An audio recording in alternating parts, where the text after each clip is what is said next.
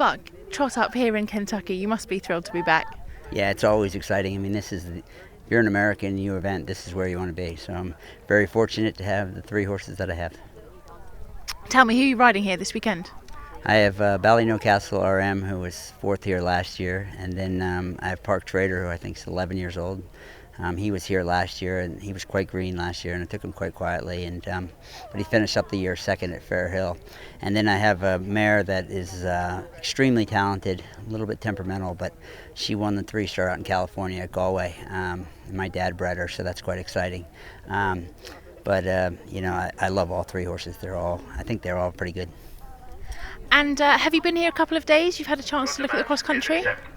I have. I was able to walk the cross country this morning, and it's a 4-star, right? Like it's big, but it seems like everything has a little bit of an accuracy question to it, and everything has a little bit of a, is it 5, is it 6, is it 4, is it 3, So, for me, I'm number 1, and I kind of like that, and I don't have to listen to anything, like I can just go out there and ride my horse. And Park Trader's my first horse to go, and he's a little bit unique anyway. He kind of lets you, just sort of wants to have at it. So no point in worrying about how many strides or anything he is. So just point him at it and hopefully you go.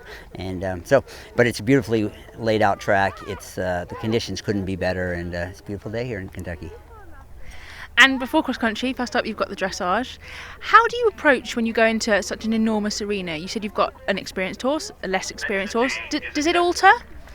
Well, I think at the end of the day, you still ride them the same way. You train them, as David always says, you want to be able to do it in the middle of the highway. And so, these horses have been around. I mean, Reggie and Park Trader have been all over the world. And Flower, she's got a good brain. And so, as long as I'm riding them and they're paying attention to me, I don't think the crowd even noticed it. Sometimes, actually, when there's no crowd in the stadium, like early Thursday morning, sometimes it's even more difficult because you hear somebody drop their cell phone or something like that. And so when it's a full house, which will be Friday afternoon for Reggie, I think that's, and the horses, they know it's time to show, and they want to show their best as well. And then Sunday, all being well, you'll be going in the ring again for the jumping. That's a pretty special feeling when that stadium is all full, isn't it?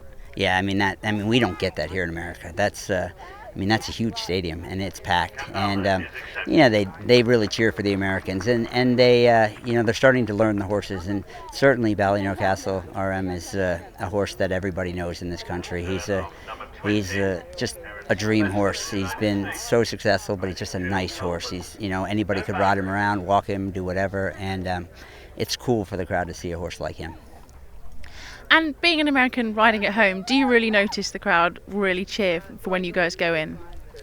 Well, you do definitely hear the cheers. You'd like to think you were focused enough that you weren't paying that much attention, but you definitely do when you're finished. And that's especially when it goes well. You really feel that everybody's pulling for you, and I feel like people have been behind me and in the crowd. People that I don't know or whatever, and I feel like I can definitely feel that as a rider. And we're all set up for a good week weather-wise here. Does that make a difference for you as a rider?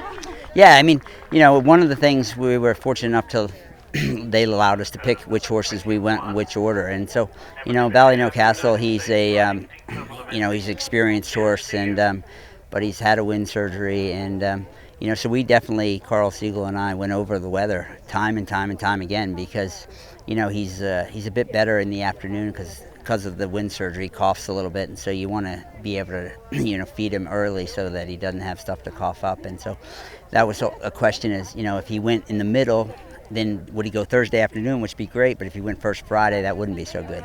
And but at the same time, if it was going to pour with rain, then we wouldn't want to go last Friday either, so in the dressage. So we looked at the weather, it looked great, and so Reggie goes last.